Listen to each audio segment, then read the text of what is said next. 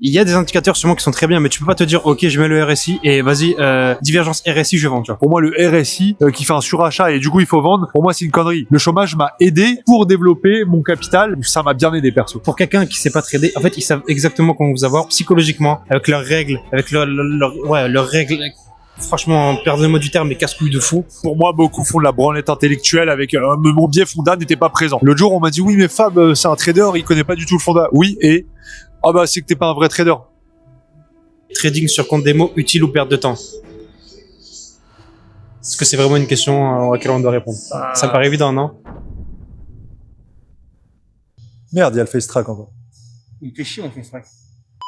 Bon, format full naturel. Là, on est en train de se demander, on s'est posé avec Eleazar dans un hôtel et on s'est dit, on va essayer d'apporter cette valeur-là aux gens, de comprendre pourquoi ils sont pas encore rentables, pourquoi ils arrivent à faire des profits mais que sur du moyen terme. On va essayer justement de un peu de débunker tout ça et vous donner des conseils personnalisés pour que vous puissiez directement les appliquer. J'ai demandé, j'ai préparé un peu des questions qui pourraient en fait les unes après les autres vous aider à répondre à la question qu'il a posée. Par ChatGPT, bien sûr. Exactement. Faut-il privilégier le scalping ou le swing trading pour débuter? T'en penses quoi, toi? Moi, je pense que j'ai jamais adhéré au swing. J'ai toujours été pas le scalping, j'ai toujours adhéré au day trading. Je pense que c'est le parfait milieu parce que à la fois le swing, je trouve c'est trop long. Genre tu mets 3 semaines pour prendre un SL. J'exagère, mais pour moi c'est vraiment niveau psychologie. Je pense, enfin moi j'arriverai pas, tu vois. Et scalping, faut vraiment être, c'est du stress, c'est la seconde. Je suis pas non fait pour. Et je pense que la plupart des gens, faut qu'ils se concentrent plus sur le day trading, c'est beaucoup plus fait pour tout le monde, quoi. Alors personnellement, c'est aucun des deux. Pour moi, c'est l'intraday, très clairement.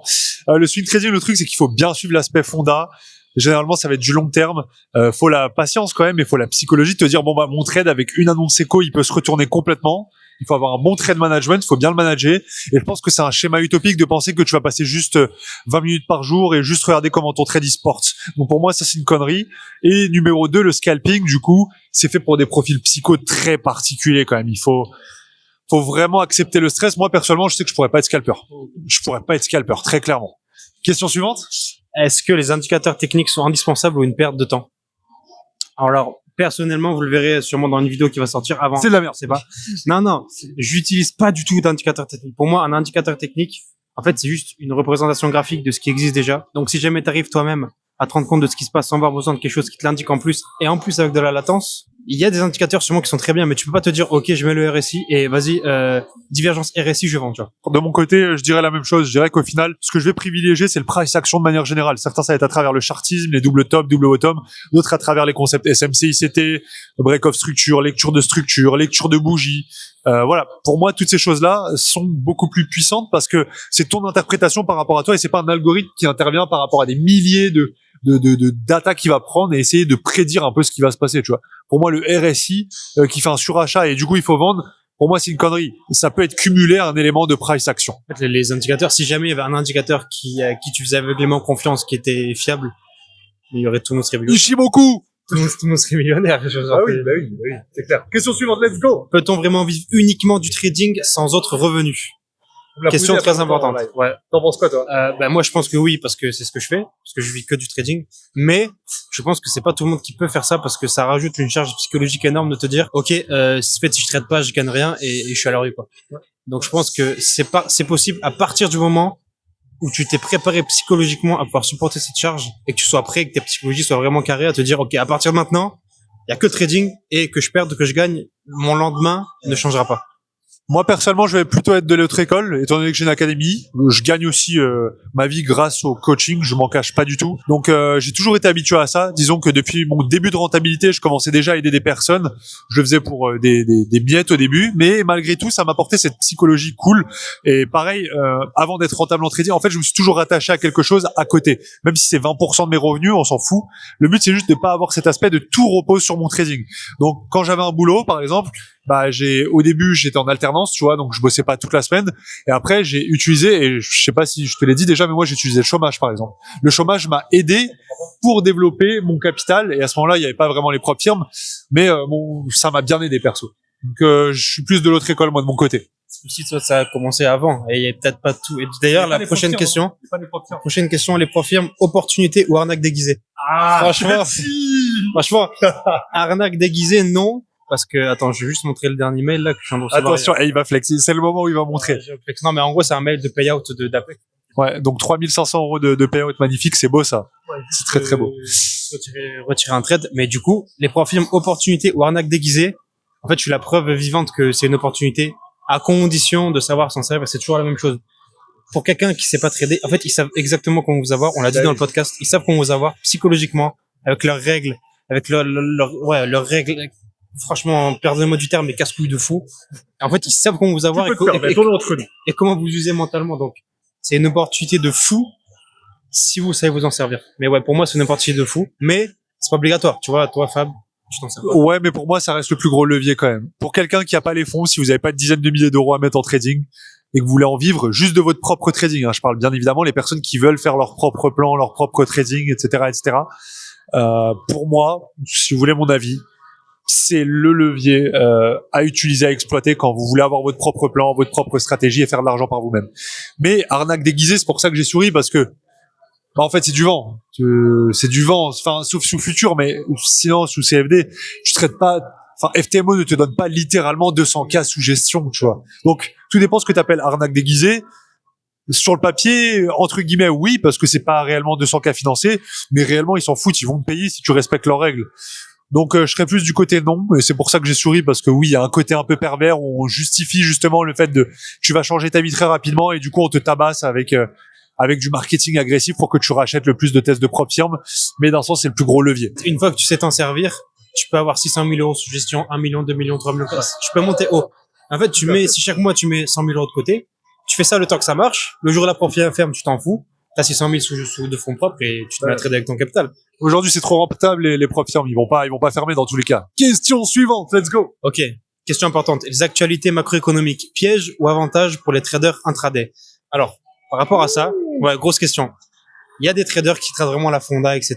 Moi, j'ai décidé de me détacher de ça à partir du moment où il y a des news économiques qui collaient pas du tout avec les réactions dans les marchés. Quelques exemples. Là, hier, avant-hier, désistement du gouvernement américain, NAS à son ATH. On a pété les ATH simultanément sur les valeurs refuges, les valeurs d'investissement, les cryptos. C'est-à-dire qu'en fait, c'est pas que la fonda n'a aucune valeur. Loin de là. Ceux qui analysent le fonda, ils vont m'en vouloir. C'est pas ça. Mais c'est qu'en fait, je trouve que ça peut vachement induire en erreur et faut pas se fier qu'à la fonda en mode, ok, il y a telle news, je vais vendre. Non, parce qu'en fait, aujourd'hui, c'est plus comme ça. Et si tu fais ça, tu vas te faire fumer. Donc, apprendre avec des pincettes. Eh ben, je vais rejoindre totalement Eléazar sur ce point-là. En fait, pour moi, beaucoup font de la branlette intellectuelle avec mon biais fonda n'était pas présent. Dans tous les cas, même si ton biais fonda il était là, t'aurais perdu ton trade ou autre. Et pareil, si t'avais gagné, c'est pas parce que forcément il y a le biais fonda. Donc, sans me vanter, moi-même ainsi que mon académie, mes élèves que je forme, généralement on n'aime pas la fonda, c'est-à-dire qu'on s'en fout un peu de la politique macro, micro, de tout ce que vous voulez, des événements. Par contre, j'ai une règle précise, c'est 1h30 avant une annonce éco, je ne trade jamais. 1h30 avant, impossible que je trade parce que l'aspect fonda va intervenir et là ça peut induire en erreur. Enfin, ça peut fausser mon trade même si techniquement il respecte. Pour te rejoindre sur ça, moi je trade jamais avant 16h parce que toutes les news c'est 14h30, 15h30. Jamais. Moi ça me fait chier de lire les articles, toi aussi. Moi, je lis pas les articles. On s'en fout, moi aussi, j'ai pas. J'ai les notifs sur mon téléphone des news, tu vois, parce que j'ai besoin de savoir quand même, ça m'aiguille. Mais je vais pas dire, ok, j'ai telle news, tel résultat, je vais faire en conséquence, acheter ou vendre. Impossible. Il faut rester pragmatique, les gars. L'autre jour, on m'a dit, oui, mais Fab, c'est un trader, il connaît pas du tout le fonda. Oui, et? C'est que t'es pas un vrai trader. Ok. Écoute, viens sur mes live trades, regarde mon histo, regarde mes retraits, tu vois. C'est juste ça. En fait, moi, je suis pragmatique. Ça marche sans? Oui, go alors. Pourquoi j'irais rajouter cette corde à mon arc alors qu'en fait, je pense qu'elle va plus me fausser qu'autre chose. Alors que ma technique marche, mais non, en fait, il faut que je rajoute les annonces éco parce qu'en fait, mon biais, il est pas là. Non, j'ai pas envie de me faire chier. Moi, je suis juste concentrez-vous sur le calendrier fonda seulement pour éviter les pièges, éviter les mèches, éviter les gigabougies qui vont vous faire des sweeps de fou. Voilà, pour ça, c'est important, mais le reste, voilà. Question suivante. Let's go. Mieux vaut trader un seul actif ou diversifier ses marchés? Elles sont super pertinentes, les questions de ChatGPT. Grosse question. Et je pense qu'on va se rejoindre sur ça. Parce que moi, personnellement, je suis passé par plusieurs actifs. Mon actif de cœur, c'est le Nasdaq. Désolé, Nasdaq. En fait, je traite que le Nasdaq. C'est-à-dire que tous les jours, que le Nasdaq. Et en fait, moi, je trouve que c'est super important parce que actuellement, dans ma tête, je connais le Nasdaq, je connais le graphique en H4. Je connais le graphique en weekly, je connais le graphique en daily, je sais où il est. Je peux te dire carrément le prix où il est maintenant. Bon, j'exagère, mais c'est l'idée. Vas-y, problème. Et en fait, ça permet en fait de vraiment c'est un peu mon bébé, genre c'est un peu genre j'ai un rendez-vous avec lui tous les jours, hop, je lui fume le. Bref. Cut. Madame va voir ça, elle va pas être contente. Ah bah, en gros, j'ai rendez-vous avec mon actif, je le connais par cœur, je sais comment il réagit, je sais comment la volatilité affecte les bougies, etc. Donc pour moi, je peux pas dire qu'il faut se diversifier pour avoir plus d'opportunités, etc. Non, je pense qu'il faut connaître parfaitement 1, 2, 3 actifs. Moi, c'est un seul. Et le connaître par cœur et savoir quelle stratégie marche sur cet actif. Alors, je vais essayer de faire court. Pour moi, il y a 3 critères qui rentrent en jeu sur ton type de trading. Numéro 1, ça va être bien sûr la clarté que tu apportes à ce que tu fais sur les marchés. Numéro 2, la pertinence, c'est-à-dire ça fonctionne, les taux de réussite t'offrent de la rentabilité. Et numéro 3, la récurrence. Parce que c'est-à-dire que si ton plan, si ta stratégie se fait de manière, je sais pas, toutes les 2 semaines, bah, tu risques d'être frustré de toute évidence. Donc pour moi, à ce moment-là, autant ne pas avoir qu'un seul actif et peut-être un petit peu diversifier, en avoir 3, 4 différents. Donc dans ce cas de figure, je te dirais, ok, ça peut être pertinent si ta stratégie ne t'apporte pas assez de setup, de pourquoi pas diversifier, d'avoir une espèce de fond de roulement comme je présente sur mes lives. En fait, j'essaie à chaque fois, ok, par exemple, je vous donne un exemple. En ce moment, le Roi NZD, je le trouve dégueulasse. J'arrive pas à lire et ça fait pas du tout ce que je veux. Bah, ça me veut frustrer, perso, de ne dépendre que de cet actif-là, tu vois. Alors que toi, vu que t'es en 1 minute, vu que t'as un setup quand même très mécanique, ça peut, tu vois, combler parce que dans tous les cas, t'en auras une le lendemain parce que les datas le prouvent. Moi, je peux ne pas avoir de setup pendant 3-4 jours, c'est rare, mais ça peut arriver. Et du coup, ça peut me frustrer parce que je connais ma psycho. Tu captes? Donc, je dirais que pour moi, il faut pas rester bloqué à un seul actif. Je pense que beaucoup de profils seront faits que pour un actif. Et d'ailleurs, c'est le sujet que j'ai en ce moment dans mes datas. J'ai vu que si je tradais que le gold, je traderais beaucoup moins. Mais par contre, je gagnerais littéralement 2,5 fois plus, mec. Quantité est pas égale qualité. Ouais, mais du coup, est-ce que je serais pas frustré? Du coup, je traderais pas différemment. Tu vois, c'est ça la question que je me pose. En fait, faut que tu fasses des data, que tu vois ce qui est. Juste équilibre pour moi. Ouais, mais tu vois, ok, sur le papier, je suis beaucoup plus rentable sur le gold. Mais si je trade que le gold, j'ai peur de me sentir un peu vide sur mes sessions. Tu vois, donc, c'est un peu un juste milieu. C'est bizarre à expliquer. C'est un peu bizarre. Question suivante ou quoi? Question, alors celle-là, bon, on va être très rapide, on va pas y perdre de temps, mais trading sur compte démo, utile ou perte de temps? Est-ce que c'est vraiment une question à laquelle on doit répondre? Ça me paraît évident, non? C'est Je sais logique. pas, il y a des mecs qui peuvent penser qu'ils vont perdre du temps en faisant de la démo. J'imagine qu'il y a des gens qui pensent ça. Non, pour moi, il y a aucune question. C'est obligatoire, la démo. Les gars. L'exécution. Les gars, 4 ans de ma vie, 4 ans j'ai passé en démo. Vous avez la réponse à votre question. Et les hasards à tout. Non, pour moi, il y a même pas de question dans celle-là. Non, C'est ça, c'est un petit rappel. Les gars, trader en démo avant de passer en réel. Vous faites Bien pas sûr. fumer, soyez prêts avant. Ça va de soi. Question suivante. Avec le même risque que vous allez mettre en réel, avec les mêmes conditions et le même setup. Très important.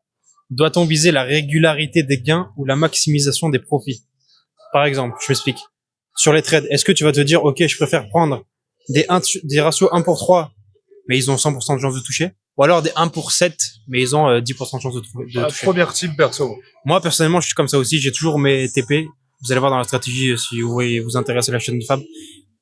Toutes mes stratégies, genre mes TP, ils sont pas liés à une prise de liquidité ou un level, etc. Toi aussi, t'en as rien à faire du RR que tu passes. Moi, Non, parce que c'est toujours à peu près les mêmes. Moi, je m'en fous de faire un 1 pour 7 et tout. J'ai pas besoin de flatter mon ego parce que j'ai passé un RR 1 pour... Alors, bien sûr, quand j'ai des RR 1 pour 5, 6, 7, je suis super heureux. Mais je suis pas dans le trading pour ça. Je suis là pour capitaliser, tu vois. En gros, moi, juste l'important par rapport à ça, c'est de toujours avoir une règle à se fixer pour le SL et pour le TP. Jamais se dire, OK, je laisse tourner et puis adviendra que pourra. Peut-être que je vais faire un 1 pour 10. Parce qu'en fait, tu vas le faire une fois, tu vas prendre la confiance. Après, tu vas te prendre 10 SL d'affilée, ça va servir à rien. Ouais. Donc, maximiser. En fait, il faut réussir à trouver le juste équilibre, mais vraiment, il y a des règles pour placer vos TP, placer vos SL et fixez-vous-en et genre, changez rien, quoi. Totalement.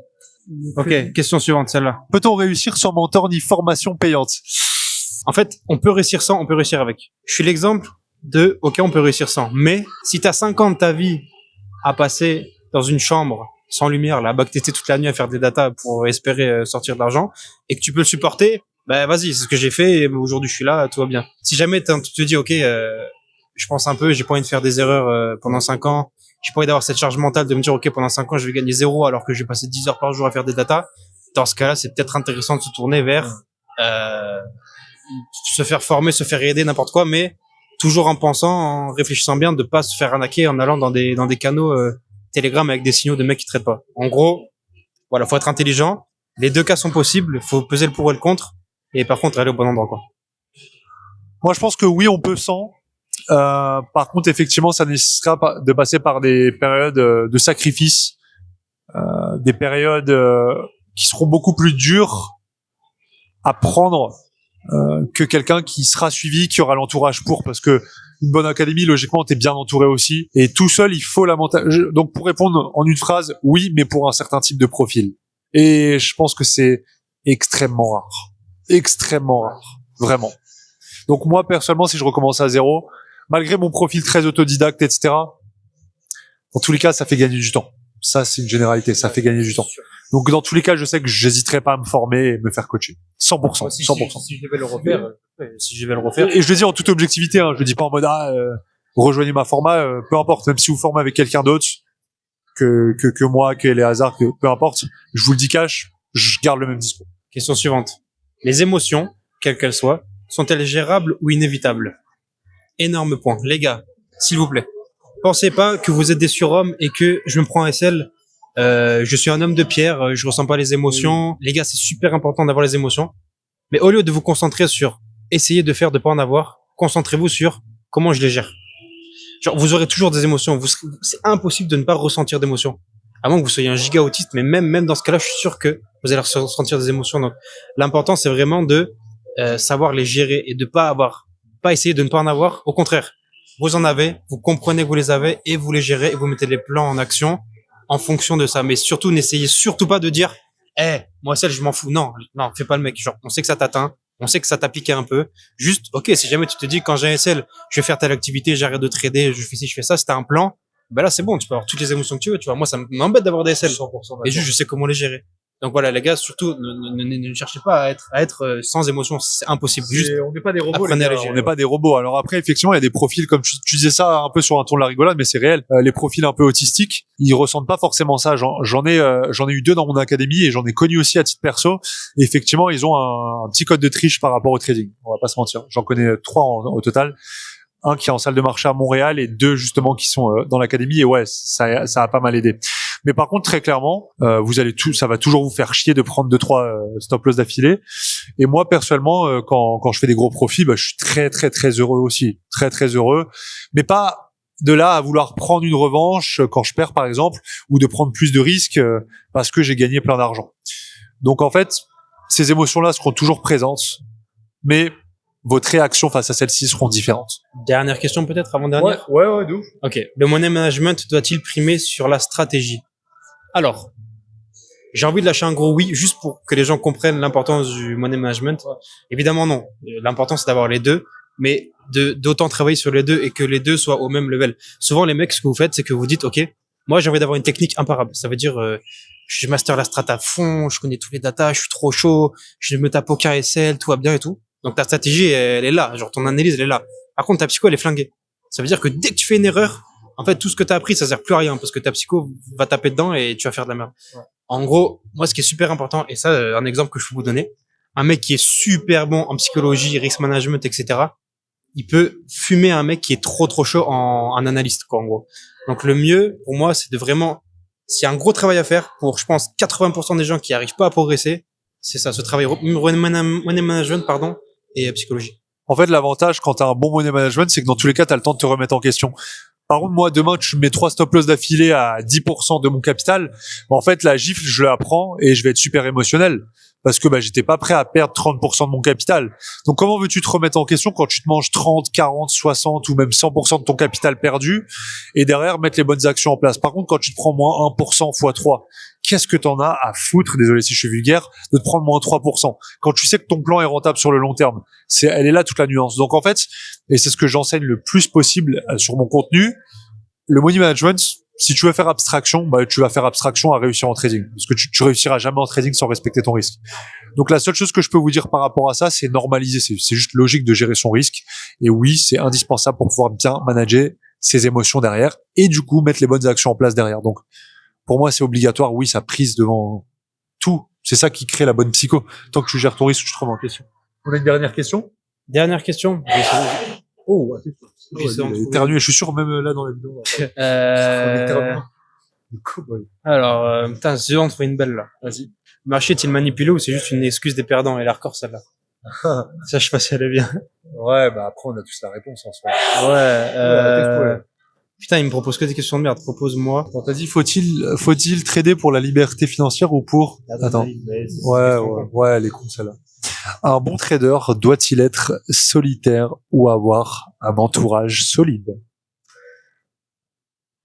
Ça encore, pour moi, ça dépend Ah oui. des profils, pardon. Parce que moi, je sais très bien que, alors, j'adore être en groupe, etc. Pour moi, c'est important d'avoir une vie sociale, etc. Par contre, quand je trade, les gars, quand je trade, Je parle pas. je suis dans ma bulle, ouais.